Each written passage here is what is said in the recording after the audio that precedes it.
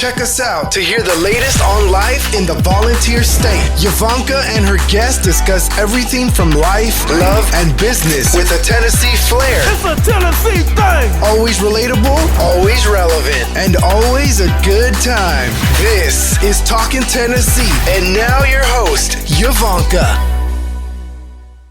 This episode is brought to you by the Landes team, your go-to real estate family in East Tennessee. If you are looking to buy or sell, we are the ones you should call. Give us a call at 865-660-1186 or check out our website at YvoncaSellsRealEstate.com. That's Yvonnca, YVONNCA, sellsrealestate.com. Welcome back to Talking Tennessee. It's part 2 of the interview with Dr. Alfred Degrafinreid. Welcome back to Talking Tennessee. How do you stay grounded with your values while advancing your professional across a diverse industry? Well, it's so interesting you ask that question because I think about my upbringing a lot. And I didn't miss any meals, but it was a struggle quite a bit. But one of the best experiences, I didn't think it was a great experience at the time. My grandfather owned a roofing company. So I would go on roof houses with him on weekends and over the summer. And you got to wake up at like 4 o'clock in the morning. He'd be all over the Mississippi Delta, and I started out picking up the debris after they take the pitchforks and take the shingles off. And my job early as a small kid was to go and pick up all the debris and throw it on the back. Then I eventually made it to, carrying shingles up the ladder and driving nails. So one thing that I loved about that experience, I'll tell you what I loved about it, and I'll tell you what I didn't like about it. Okay.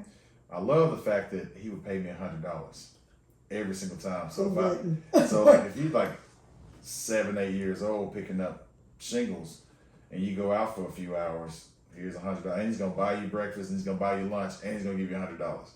So he did that. What I didn't like is I get home and my sister would be around, and he'd say, "Come over here, little baby girl. Here's $100 for you too." And I never appreciated it. I even if my sister's listening right now, you didn't understand it. I'm like, what? I had to work. Yes. Yeah, and you get the same $100. But now that I'm older, I got to spend time with him, and I got to learn that he said, "Son, I don't want you to be a roofer. I want you to know how to do it in case you can't find a job and you need something." He said, "But this is hard work." We talk about how hot it was in Memphis. Mm-hmm. By 11 o'clock, it's already 110 degrees on the roof.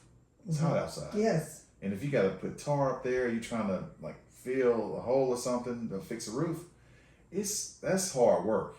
And I got to experience hard work at an early age like that. Mm-hmm.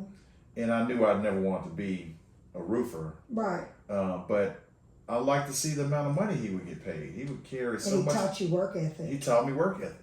Man, and one thing I'm most proud of my grandfather for, he was very colorful. I won't give you many details about his background, but I saw him transition from having a full black staff to Latinx community. Mm-hmm.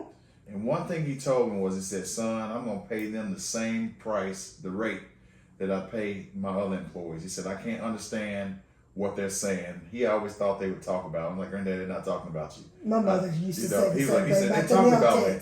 They're talking about me. Why are they talking about me? I said, "Granddad, they're not talking about you." But he said it's important for me to pay them the same fair rate because I would want somebody to pay me the same fair rate. I want my grandson to get a fair rate. So I got to see that early. And I really, it was just good bonding. Yes. I think another thing your grandfather, between you and your sister, nothing against her, but I'm just telling you, me and my brother would get away with murder. Okay. My mother, now that's a figure of speech, y'all. But let me just go and clarify that part. Okay, he would get away with so much stuff, but my mother was so hard on me, and it would bother me at times. I would like, how's he getting away with all this? But you're making me do all of this. And it took me to get older to see my mother saw what was in me. And so she challenged that part of me. And I think your grandfather saw what was in you. And it was like, if I can teach him work ethic, if I can teach him a plan B for whatever size, I don't want him to be a roofer, but, here's a trade that you could do if nothing else works out. I think he saw something in you that you didn't see in yourself at the time. Mm-hmm. And thinking back to that, think about it. You're now showing other people work ethic. You're showing other people how to be a leader. You're showing other people how to have a voice and have an opinion and believe in something and stand on it. We had a conversation off camera I was just trying to get to know Alfred, and what stuck out to me is you want people to be considered. And you don't care what race it is, you want everybody to be considered. Absolutely. And that's what I took from our off the camera conversation. And being in Leadership Tennessee and being over that, I know that you have all walks of life in your class. Mm-hmm. What could you say that your biggest thing that you want them to take away after that 10 months? If they could pick one thing that you taught them, not your team teaching them, what's the one thing that you'd want that class to get from you? And that may be a hard question. Well, I don't think it's necessarily a hard question, because it's a lot of examples that I could share. Yes. But I want people to walk away from their program year understanding that the system is perfectly designed to produce what it produces. Okay. So there aren't easy solutions to anything. Like, I don't think that we'll ever solve poverty. I don't think we'll ever get rid of homelessness. No. And when I chime in, and I'm not a negative person, but I think that the way the system is created, there will always be people who don't have a lot, and it's going to always be people who have a lot. Speak on it. So how do we, I feel like we're going to be judged 50 years from now by how we treat the people who are homeless, how we treat people who are mentally ill, how we treat people who are incarcerated. I feel like they're going to say, how come someone didn't step up and say that this is wrong? But the time is going to tell with that, because you never know. And I was thinking of I call them Floydisms, because my grandfather's name was Floyd. But he would always say, if you do good, good will follow you. Mm-hmm. And that's probably the best advice that I've ever received, because he never missed an opportunity to say that. And when people go through this program, I want them to see all the good that's happening, but also understand that bad, and I'm not saying people are bad, I'm saying there are certain things that are occurring that are bad things, mm-hmm. that we can improve, mm-hmm. and make our state a better place. Like, I'm a Rotarian, I'm a proud Rotarian. Mm-hmm. I said today at closing retreat, I said, look, what Rotary stands for, service above self, is exactly what I'm looking for in people to go through our program. Right. Like, everybody who goes through Leadership Tennessee should want to improve our state. Mm-hmm. If you don't want to improve our state, then I don't want you to be a part of our membership. Yes. Because don't take up a seat. Don't take up a seat. I tell people this about, you've probably heard multiple people say, I want a seat at the table. I want a seat at the table. I heard one guy say, I want to own the table. And I'm like, so owning the table, that means that it's only your opinion. Okay? Seat at the table, if you take up a seat at a table, but you are not giving anything in that seat, you're a taker. Yep. You've got to be able, if you get a seat at the table, it is our duty to work together with everybody at that table to try your best for the greater good. Mm-hmm. Now, I'm not saying that's easy. It's not easy because personalities are there. People come from different walks of life, and people get stuck in the way they believe things to be. I can give Leadership Knoxville this. I went through that program, and there was even things that I felt like I knew it to be this way. But being in that class and hearing other people's perspective on the same subject, it opened my eyes to things, Alfred. It changed my thought on things that's in my community. And it even showed me about a lot of things in Knoxville I didn't even know existed, and I live here. So that was the good thing. My takeaway was I learned more about Knoxville and surrounding counties. I learned that I may believe something to be this way, but listen to other people's perspective on something, it might teach you something. And it doesn't mean that you're wrong. It may just, you wasn't exposed to know it to be any different. So I think exposure is key. It is, and you have to want to be exposed, because some people, it's like, I'm good where I'm at. How can you be good? Because if you're still on earth, you got work to do. If you're still on earth, God is expecting you to do some things, and so you have to do for your community, and you're going all the way across the state. So what can you say? How do you approach bringing together leaders from across rural and urban Tennessee to create solutions is my question. Well, you bring them to the table, and you can't assume that they know everything, and that's one thing that I've had to deal with in my career. Like, I've worked with a lot of elected officials. Like I've told you, I worked with some very wealthy people before. And just because you're an elected official doesn't mean you're the smartest person in the room. Just because you have $1 billion doesn't mean you're the smartest person in the room. That's why you have those support systems around you. Like, I never want to be in a group of people where I'm the smartest person. Because if I'm the smartest person, then that means I'm not learning anything. Nothing. And so, to answer your question, we may have a person who works in agriculture. Like, I loved a session that we had before recently, I guess around this time last year. There was a guy who came in and was talking about AI, but he was talking about AI in terms of agribusiness and how they're using technology to plant seeds so they can flourish a lot better than just throwing it down there. Right. And I'm sitting there like, man, this is crazy. Like you using this technology. Like, I drive by corn stalks, or drive by, you might see soybean, they're growing soybean or something. What, like in Memphis, you see cotton a lot. But if you know that they're using technology to yield more, like, why not use technology to help you have more? So, like... But I think people get scared, especially like the AI thing. I think a lot of people get scared of the unknown. Right. And let's be honest.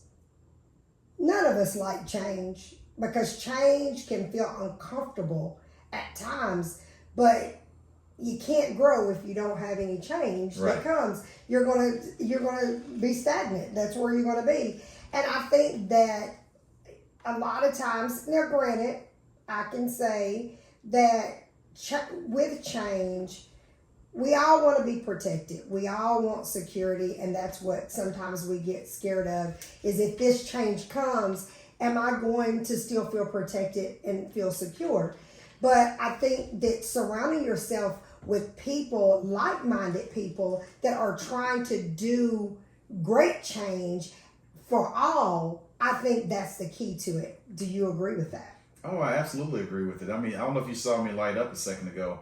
I'm like a change management guru. Like, I do a lot of teaching on change management. And the reason why I do it is because the jobs I've had to respond to change. And the reason why, if I've been successful, is because I'm adaptable.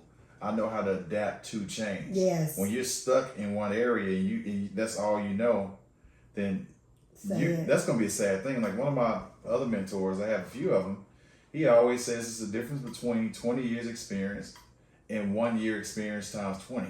Yes. So like, I want people to catch that. Say it one more time. There's a difference between 20 years of work experience and 1 year of experience times 20. So if you're doing the exact same thing in year one for 20 times, you hadn't grown. That's not 20 years experience. So like when I think about come back to the question, when I think about bringing people into the same room and to share how they feel about certain things, because I talked briefly about politics earlier, but let me explain a little better.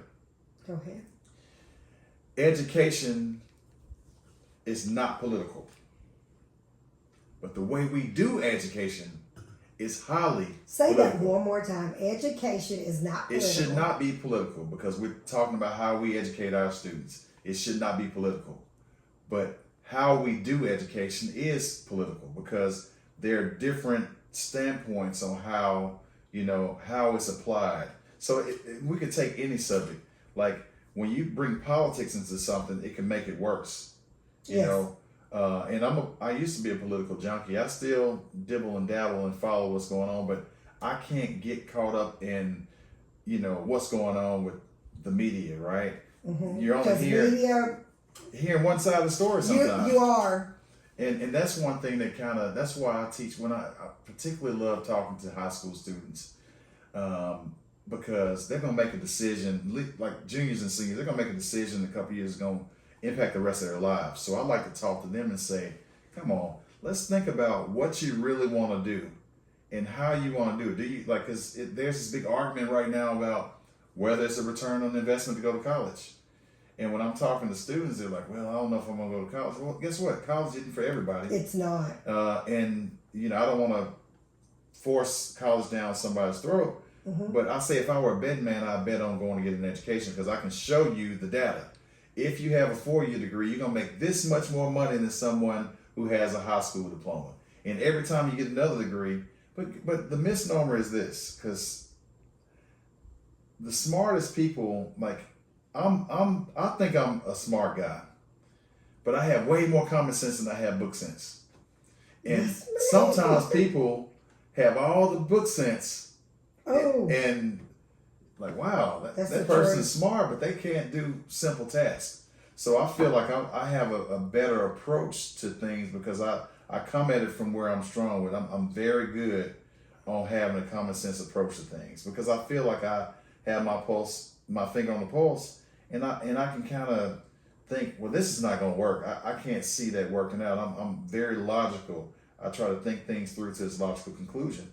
Some people will just think through to the halfway point and give up. No, I want to think all the way through to the end. I think common sense, honestly, I would rather have a common sense than book sense. Mm-hmm. Because I feel like with book sense, and you can say I'm wrong, we can agree or disagree, but I feel like book sense, if you study a book long enough, okay, you're going to gain knowledge from that book. But common sense, either you got it or you don't. Right. And common sense can get you through some things. You spoke about, people being smart, okay?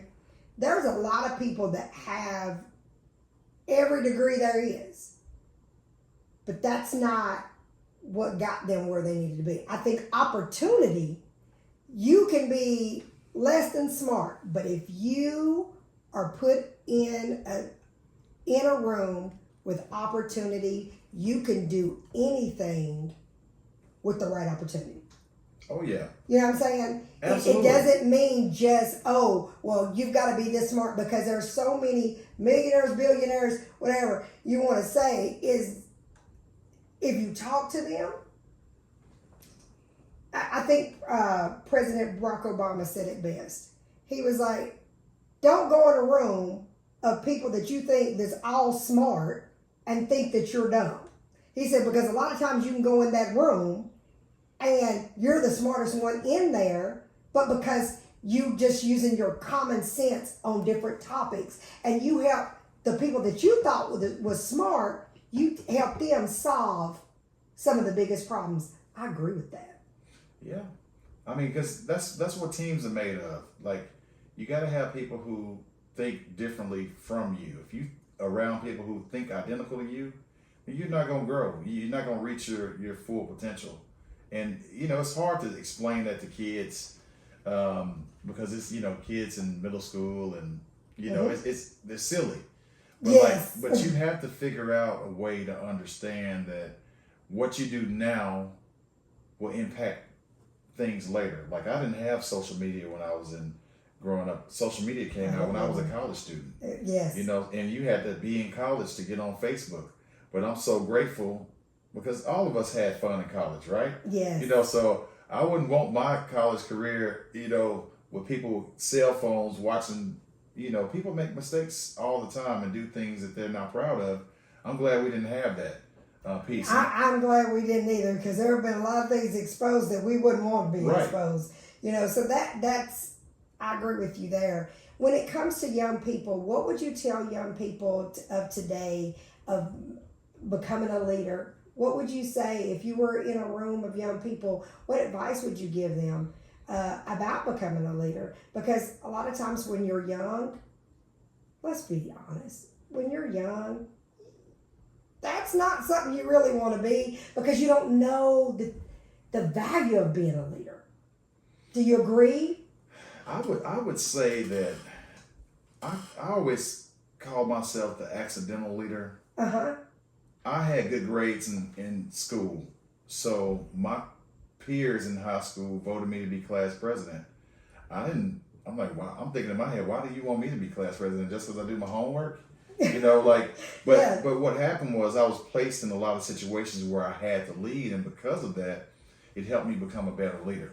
And I did a program in Memphis called Bridge Builders, which was transformational, and it's very similar to Leadership Tennessee, but they pick 5 to 7 students from every high school starting in 10th grade.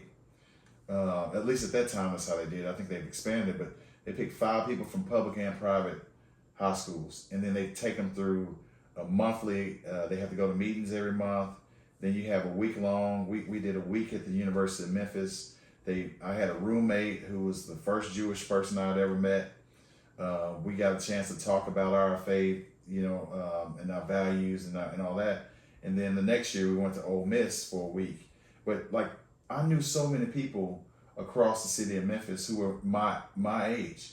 And that was one of those ethereal experiences where we were only put together to break down stereotypes. Okay. That was the whole premise back then.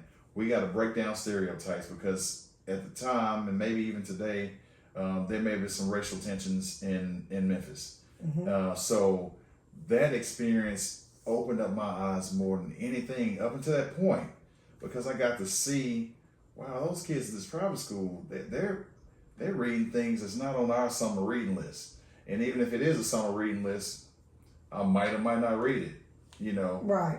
But I was smart enough to be able to catch on and pay attention. But I would tell the kids, to answer your question, read.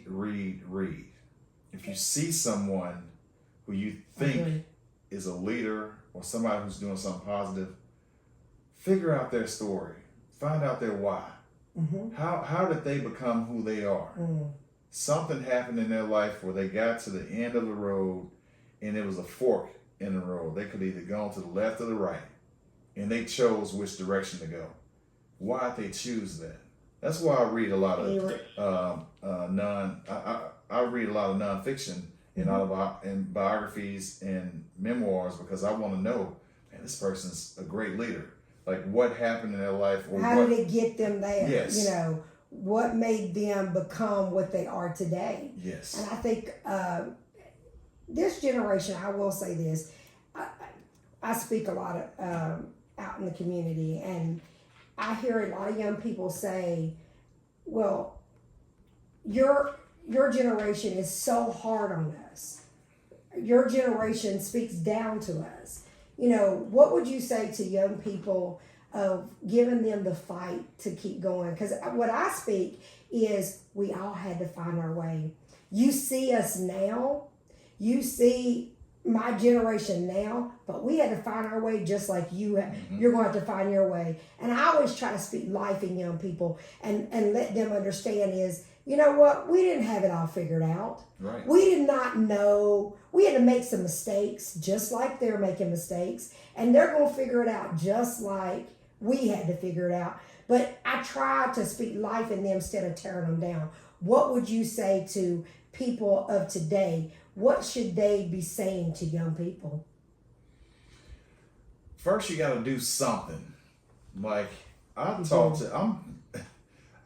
to a few Jack and Jill groups, and I'm friends with their parents, and they call me and say, "Man, I don't know how are you able to resonate with my kids? They don't really like to." I said, because nobody wants to listen to their parents. That's the truth. You know, so that's number one. But if they come in and I'm gonna keep it raw with them, I'm gonna tell them things that. And you could say the exact same thing their parents say, but they're going to take it from you before they'll take it from their parents. But we did the same thing. We did the same thing. We did. Like it kind of blows my mind that I didn't know. It kills you as a I parent. say this to my mom a lot. I was like, you know, and we talk every day. My mom and I talk every day. That's awesome. I always say to her, like all my cousins always loved Aunt Trish, you know, Aunt Pat, you know, they call her different things, Aunt Patricia. And I was like, but man, you were tough on us. And I said, but now, like you actually are pretty cool. Yes. And she was like, it took you this long to realize that, Yes. you know, but like Look, you had to grow up and become an adult, right? now you know. Because I grew up in the era where like you're not friends with your parents. No. Like I'm not your friend. Like that's kind of how. Like it's different between saying we don't want to talk to you. Like that's different. But like I didn't grow up in a household where they were fighting for my. Our roles were established. Very much so. You're the child. They're the parent. You do as I say, not as you please. Exactly. That's what I heard. You know, and I raised my kids that way. I mean, I raised my kids. I do believe a kid does have an opinion in a respectful way. They can say, you know, what their opinion of something is. But I do think a lot of people need to establish the role they are.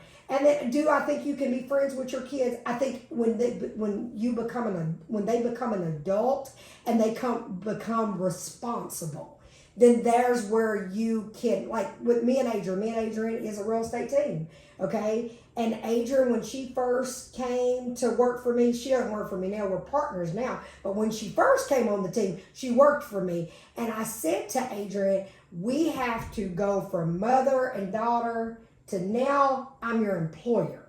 And you got to be able to allow me to delegate to you, you know, but at the same time, I had to realize is, you know, once we cut off and all that kind of stuff, we can have a friendship as long as we both respect it. Now, 3 years in, because Adrienne was my assistant at the time, 3 years in, Adrienne said, I want to be a partner. What does that look like, Mom? I don't want to be your assistant anymore. And at first, I'm like, what do you mean you don't want to be my assistant? Because it but felt I know you were happy, though. Yes, I was happy, but it felt like, you know, what do you mean? But then that shift, it took God to show me, she's outgrown that position. You should be happy. You should, you know, and she can share the responsibility. And so I think that a lot of times people don't get that, is that, okay, there's a time and a place for everything. And I think young people need to understand that, because some out here say some of the craziest things to their parents, and I'm like, what? Because we wouldn't have got away with that. No, it's no way. I didn't have that, and nor would I even fix my lips to it was the say. Respect. It was kind of like my dad would always say. He'd say, "Boy, when you finally come to, you're gonna be looking at me from the ground." So that's kind of how he would talk. And you know that I brought you in this world, right? Take you out. Yes, they really said that and meant it. Okay. Right. But let me answer this question, because I want to make sure that, because this is so important. Go ahead. The kids, like I try to relate with kids. My ministry are black males. Okay. I want to make sure that they see, like I love what the 100 Black Men in Middle Tennessee is doing. Like I'm a member of the organization, and we have 100 Kings, and we take them through starting in the 5th grade through 12th grade, and we have some collegiate scholars as well. But like I love how they get to see all of these incredible leaders who are at the top of their game, every single month and get to spend time with them. And leaders that look like them. Yes, and that's important. I think to my viewers, I would say this, and I say this all the time. It's no takeaway from you when a Black person says, I want to be the example. Like he just said, basically, that it's a calling on his life. He wants to mentor Black males. That doesn't mean that he doesn't care for the opposite race of males. It's just saying his calling in his area expertise, he's chosen to go down this road, but it doesn't take from anyone else. Because I think I can resonate with them. You get what I'm saying? Yeah. Yeah, and our sons and daughters, and I don't know if you know this, I have a Black child and I adopted a white child. It was an employee of mine's sister, and I adopted my son, and it's wonderful. And I show my Black child, there is a lot of good in our race. I show my white child there's a lot of good in his race, but there's bad in both. But I will say is that more Black men need to see more men like you. They need to see you can make it. I've had this conversation with my son. I said, there will never be a day that you walk out of this house that you have to worry about not coming back in. I said, but your sister, it's a different situation. And when the world realizes it's different as a Black man, my husband is a real estate appraiser. He's had guns pulled on him, all kinds of different things has happened to David throughout his career as a Black man. So I look up to you saying, my calling is to show some Black men they can make it. So my question is, how do you reach them? Well, I think When the you go speak. 100 Black Men is one of those good things that they're already there. And I mentioned those students that I mentor at the school. Mm-hmm. Kind of the reason why I love to do that is because, a lot of the kids, and I'm not saying it's the whole thing, but Right. a lot of kids who go through the 100 Kings program, they come from 2-parent households. They parents, some of them have terminal degrees. And like a lot of those students are going to be just fine. Right. But like when I go to this zip code, like It's not that way? it's not the same. And I think that we can do all. It's like a both and. It's kind of like having multiple kids. You love your kids the same, but you gotta love them differently. And it's okay. It's okay to do I'm so that. glad you just said that. You can love your kids differently, and that doesn't mean you love one more than the other. It's just the loves are different, right? And it's okay. And you know what you need, and like I know I was treated differently than my siblings in a lot of ways. Simply because I could do the work, but I didn't want to really have to study. I could just go in and naturally do pretty well on tests. That's my son. And when I was so like you can't come home with a B when I know you're capable of making A's. Like, so we would go through and look at, from the time I can remember, look at report cards. My dad said, hey, you proved to me that you can make an A in this class. You can't come in with a C. Yeah. I was raised the same way. So like those are things that we have to do. And see, I like to talk to students about things that they normally wouldn't talk about.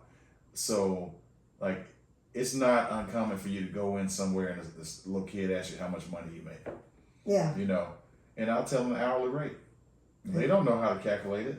No. Because I know how to calculate it because I read the HR department. Exactly. So I know how to like multiply the number times the hourly rate, and they give you your annual pay. But like, I really think that it's so important for kids to just see positivity, because you just never know. They have to. I always go in with a positive mindset when I get there, because even if I'm having a bad day, no one would ever know I'm having a bad day, because I don't carry things into other situations. Mm-hmm. And I try not to have bad days. And you got to make sure your mood right is not you projecting negative, right, being pessimistic. I truly believe my parents told me that if you go in things positive, most likely it's going to come out positive. And just because you may be having a bad day, because we all have them, okay? But why project that on someone else? Right. Why, because that could be the very day that you're projecting that it could really, truly make some damage of how you project it on someone else. And so we got to have the emotional intelligence to know the difference. And a lot of people lack that. We talked about common sense and book sense, but then the other one is the emotional intelligence to know the difference. Like, you don't have to say everything that comes to your mind. Do you understand why he's the CEO of leadership? Because he is telling you as a leader that you don't have to literally tell everything you feel and bring that on someone, and you've got to pick your battles. Or tell people what you don't know. Like, that's another part that you can get from just understanding. Like, I grew up in 38127 in Fraser in Memphis, in a rough area. But like, I understood politics. Like, I learned politics a long time ago in high school. Yes. And how I learned politics in high school was because I met the previous police chief, years, at least when I was in school. I can't remember his name, but I met him in Memphis. He asked me what high school I went to, and I told him, he said, we developed our gang task force off of your high school. He said, y'all had every gang, and you had these neighborhood cliques inside the school. So you never knew what was going to happen. I walked through metal detectors every single day. Right. Every single day, metal detectors at the school. But because I would help people with their homework, no matter who they were affiliated with, and I would go out of my way to try to teach concepts, a lot of guys were like, hey, he's safe. Don't bother him. And I even went back years later, and one of my guys, he's a barber, and he said, man, we always knew you were going to be somebody. We always knew you were different than us. I said, I grew up he said, yeah, you grew up in the same area, but we knew that you had a higher trajectory than we had. Why? Because you speak with passion. I ain't even known you this long, but you speak with passion and what you believe, and you really care about Tennessee. And I also know this too. I knew that my parents, they didn't play. So well, you had a mother that was a teacher, so I know she didn't play. Right, and if somebody said, hey, we're going to go do this, I said, oh, no, I'm out. Because you knew. I already knew. So, but like, a lot of things, and this is probably for the next iteration of this whenever we do it. Yes. But a lot of things happen inside the household. It did. And if you spoke on it. If you have, I guess my point I'm trying to make is, when you have parents that are paying attention to what you have going on and you can talk to them, how you're raised will leave from outside that house and follow you everywhere you go. I agree. Like, I knew it was certain things I wasn't going to do. And if I did do it, I was going to suffer consequences. And I try not to do... Because your parents was an example for you. Exactly. But I try not to do that with our kids. We try to make sure that, it's okay to express your feelings. Like, we couldn't do that growing up. No. But I want to make sure... You remember when I was talking about the opinion thing? And I had to... me and David had to talk this over in our marriage, is that David was brought up like me and you. That whatever they said... Control and command. Okay? And so I had to get David to understand is, you know what, yes, we're the parents, yes, we make the last call, but it's okay for a kid to have an opinion if they're speaking in a respectful way. I don't think it's anything wrong with a kid saying, hey, Mom, can you just think about this? But when we were growing up, you couldn't do that. If whatever they said went. And it was like, okay, but how am I going to express if you never allow me to express? So you've got all these young people that are out here, we want them to express and we want them to do all these great things, but if their parents never allow them to express, we as mentors, we're as leaders, have to be the one to teach them that their opinion matters, their feelings matter, and they have to say, and they can't speak just happiness all the time. Right. You have to be able to speak about what you're going through. And I think in what you do for a living and what you do in your community, you're given a voice. You know, you're giving a voice to so many people that the parents never gave. So I would say to you is hats off to you for that. Keep going at that. What would you say Tennessee needs more than anything? We're almost about to wrap this up. So now these are some the next couple a tough questions. question. Yes. Well, I'll say one thing that I've noticed just from having these conversations across the state with top leaders, education permeates everything.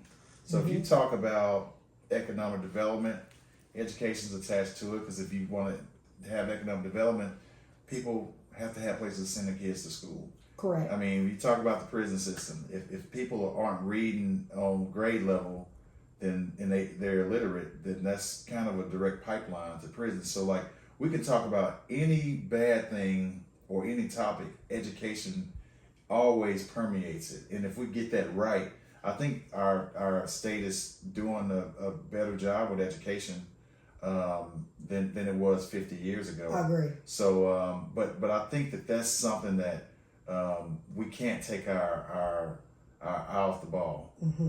I also kind of think that, I mean, because you're asking about some of the challenges, right? Right. I would say just the amount of people who are moving here, you know. Yeah. I mean, which is a beautiful thing. I was with I heard the governor speak recently, and he made a comment that I didn't know, but this is apropos to the work that you do. He said that every hour Tennessee is losing 10 acres of farmland to development.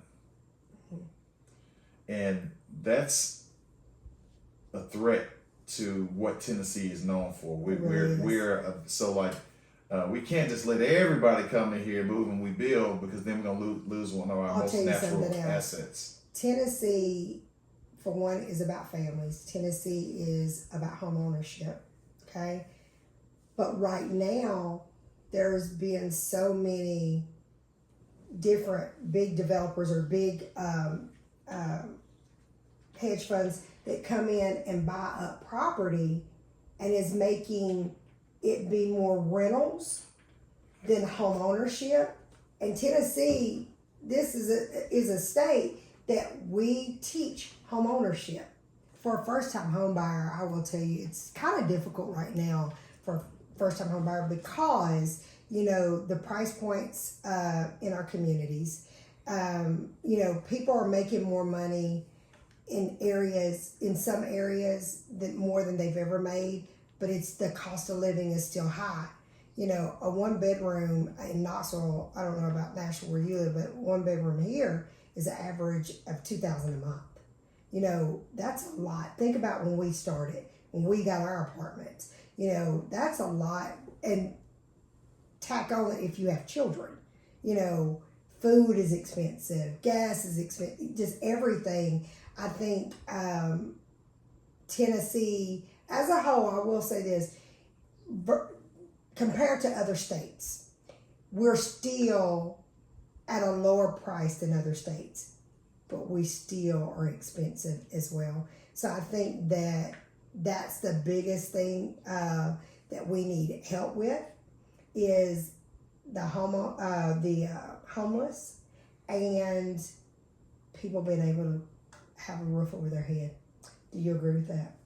Yeah, I think those are certainly some issues that impacts a lot of people. I mean, I know the pathway to reaching an American dream often is tied to being able to have equity in your home. Yes. And if we have a population of too many people who are renters, they're not able to ever fully reach their potential. And you're seeing more and more renters, and that's the sad part. But I just pray that we have more home ownership in Tennessee. Tennessee is a great state, and that's why people are moving here. But I love the family part of Tennessee, that we are the volunteer state. We love our community, and we want to build up our community. So my next question is, what is some of the most exciting or impactful statewide initiatives currently underway through Leadership Knoxville? If you can answer that question. Well, so for Leadership Tennessee, we are going to actually we have a new date for our signature, one of our signature events, which is the Dolly Parton Excellence in Leadership Awards. This year, our board member and very deserving person, Janet Ayers, is the honoree. We had to push the date back to August, but it's August 28th. We're honoring her for all she's done throughout the state and what the Ayers Foundation does to help create more in the rural communities and educate people from rural areas. Such a great organization, but she's also a great person and a big supporter of Leadership Tennessee. But she's been honored. Dolly Parton, just to give you a background on it, Dolly Parton was the inaugural recipient of the Dolly Parton Excellent Leadership Award in 2018. That was our 5-year celebration. And then once we, after that, Knoxville's, two of Knoxville's finest, Governor Bill and First Lady Chrissy Haslam, received the award in 2021, and now Mrs. Ayers is going to receive the award this August. That's amazing. So Dolly Parton, recipient of the first award, she gave the award to the Haslams, and this time the Haslams will give it to Mrs. Ayers. So I'm not sure if she's going to make it and attend this time. Dolly was at the last one.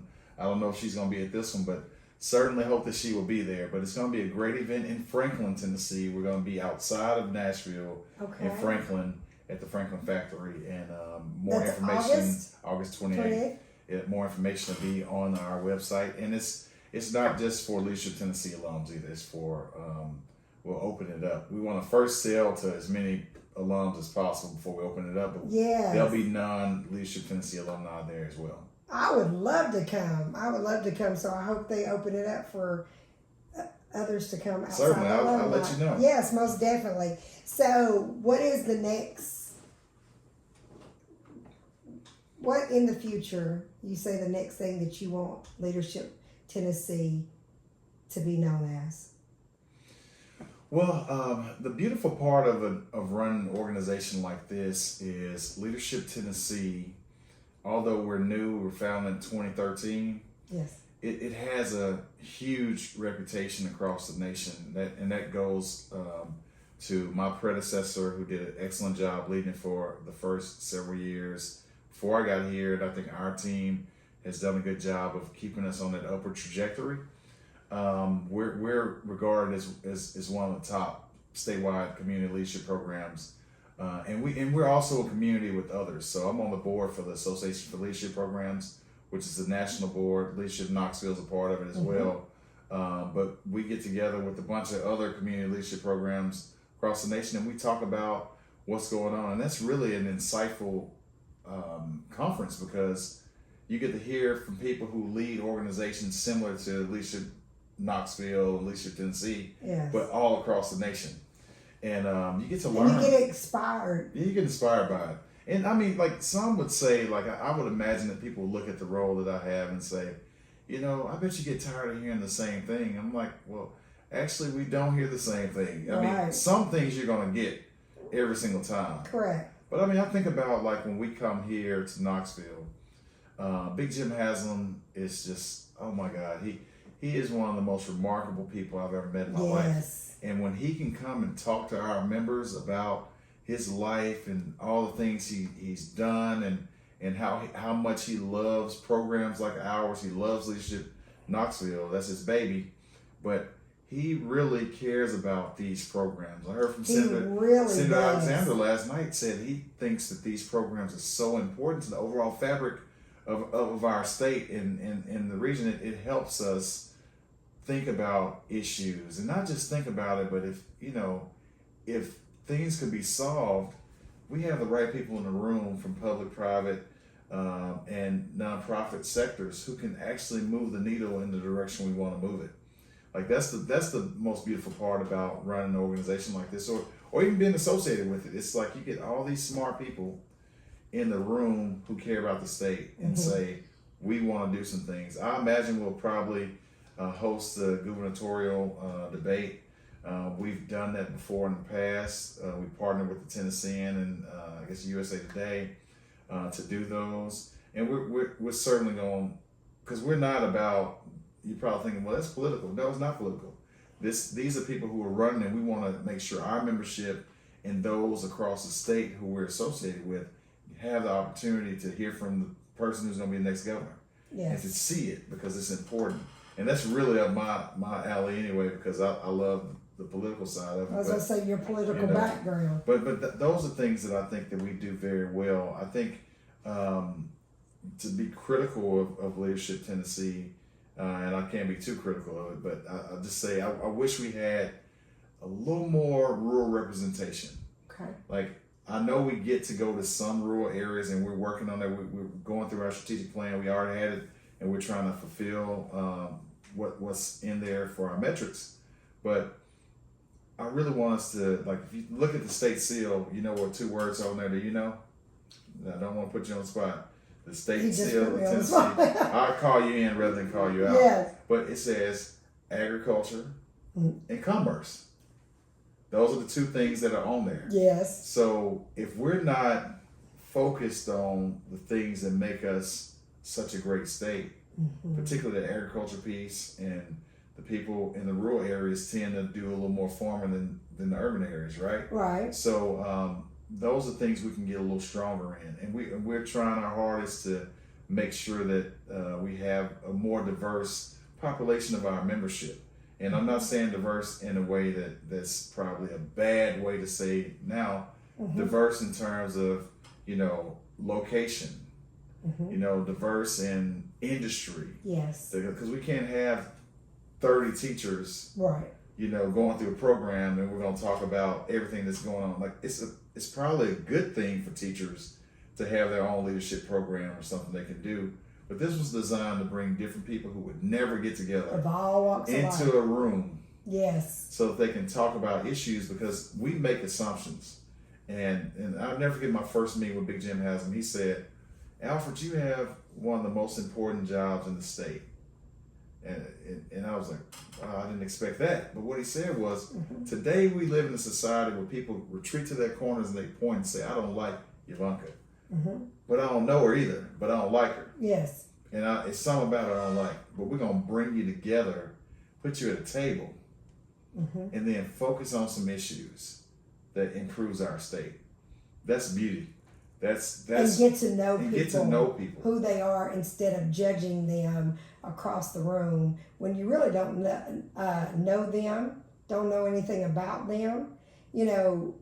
I think that's the biggest thing, like with leadership, and also me going through the program, is they put 61 people in a room, and you would think I would have known quite a bit of the people in my class before. I only knew 3 people in that class when I started, and it was a good thing. I'll never forget. But you probably sold them all their houses, though. You just didn't know them. Yeah, there you go.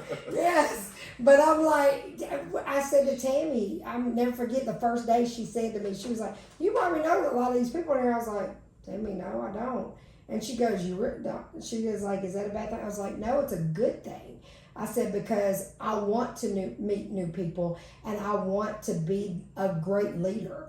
And you got to get in a room with people that has done more than you've done in your life and listen. And when you're talking about Jim Haslam, he spoke our very first class, okay?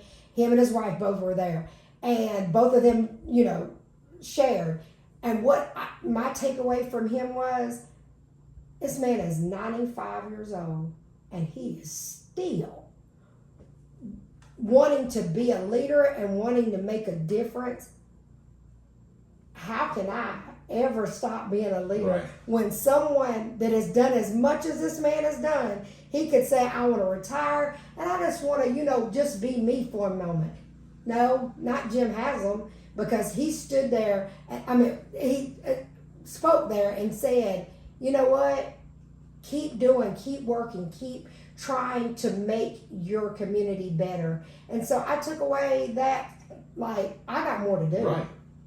I've got more to do. If a 95-year-old person is saying they're still working, who am I to say not to work?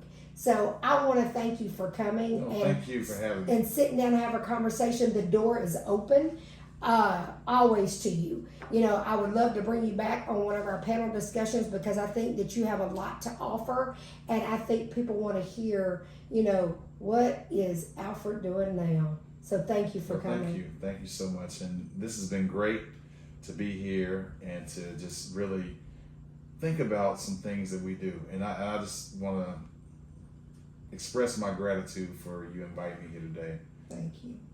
Thank you, most definitely. And like I said, the door is always open. Tune in every Friday to Talkin' Tennessee. Bye, guys.